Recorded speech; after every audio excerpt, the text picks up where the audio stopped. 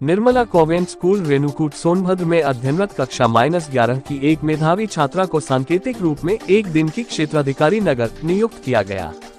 रेणुकूट सोनभद्र शिकायतों के निष्पक्ष व न्यायोचित निस्तारण हेतु संबंधित को दिए आवश्यक दिशा निर्देश। पत्रकार शाहनूर हसन की बेटी सदफ को हासिल हुआ एक दिन की सीओ बनने का मुकाम। शासन के मंशा के अनुरूप महिलाओं के सशक्तिकरण हेतु मिशन शक्ति फेज -5 तारांकन के अभियान तहत जनपद की महिलाओं एवं बालिकाओं को देश प्रदेश के संवैधानिक व प्रशासनिक पदों पर पहुंचने की प्रेरणा व पदगत दायित्वों का निर्वहन करने हेतु जागरूकता लाने के क्रम में निर्मला कॉन्वेंट स्कूल रेणुकूट सोनभद्र में 11वीं कक्षा में अध्ययनरत एक मेधावी छात्रा सदफ सिद्दीकी पुत्री मोहम्मद शाहनूर हसन को सांकेतिक रूप में तारांकन एक दिन की डिप्टी एसपी पिपरी तारांकन नियुक्त किया गया। आज क्षेत्राधिकारी पिपरी अमित कुमार के कार्यालय में एक दिन की क्षेत्राधिकारी सदफ सिद्दीकी के द्वारा आए फरियादियों की समस्याओं को सुनकर गुणवत्तापूर्ण व समयबद्ध निस्तारण हेतु संबंधित को निर्देशित किया गया। खबर जगत के लिए सोनभद्र से मनोज सिंह राणा की रिपोर्ट।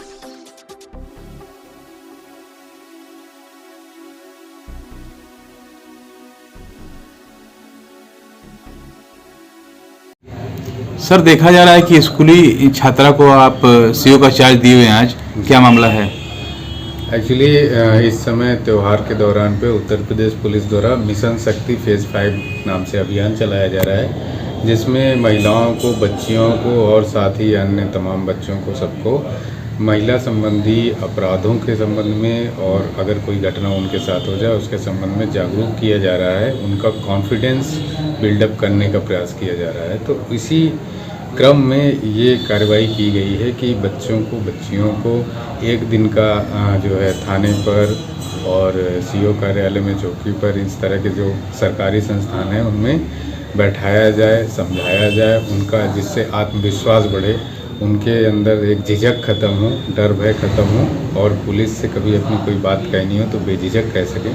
इसी क्रम में आज निर्मला कॉन्वेंट में 11वीं क्लास में पढ़ने वाली बच्ची सदफ सिद्दीकी को उनके परिजनों के अनुरोध पर बुलाया गया और जो है इस तरह से कार्य दिया गया।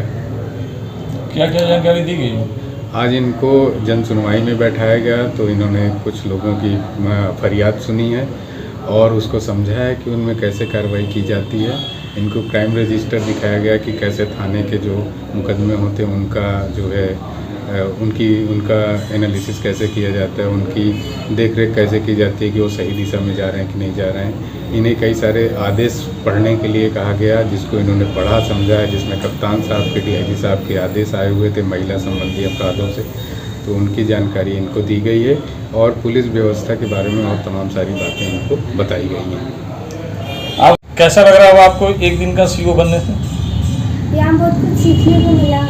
काफ़ी सारी ऐसी चीज़ें जो पहले नहीं भी पता थी वो बताया सर ने, और केस जब सुना तो उसके बारे में काफ़ी सारी चीज़ें हैं कि हाँ ऐसे करना चाहिए, ऐसे नहीं करना चाहिए, सब जानने को मिला। क्या एग्जाम्पल, जैसे किसी चीज़ के एग्जाम्पल देना हो, अभी जो आपने केस सुना तो क्या क्या बताएंगे उसके बारे में? जैसे एक केस था, एटीएम खो गया उनका और उन्होंने मीन्स उसमें से ट्रांजैक्शन निकाल लिया गया पैसे, तो उनकी कुछ जैसे गलतियाँ थी कि उन्होंने अपना एटीएम कार्ड खोने के बाद उन्होंने घर जाके चेक नहीं किया था, तो उन्हें अगले दिन पता चला कि अच्छा हमारा एटीएम नहीं है।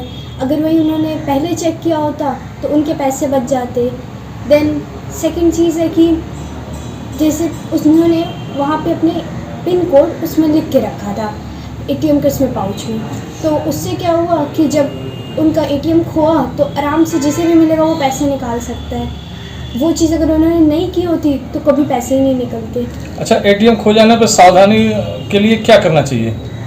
जैसे हमें पता चला है हमारा एटीएम खोआ है, सबसे पहले तो हमें अपने बैंक को कांटेक्ट करना चाहिए, या फिर एक नंबर है 1930, उस पर कॉल करके अपना अकाउंट सील करा सकते हैं।